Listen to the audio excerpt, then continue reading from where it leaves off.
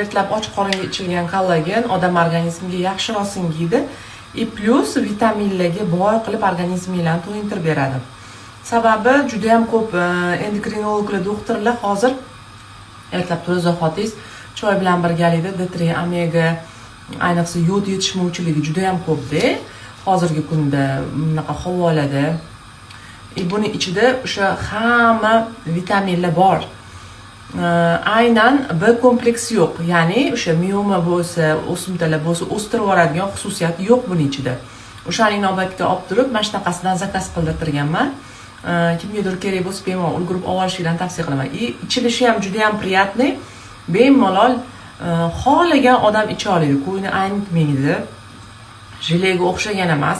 Просто shunda ichasizlar, qulupning mazasi keladi, allergiya bermaydi, shuni inobatga olasiz. Просто maza beradi. Ertalabda men telefonlarni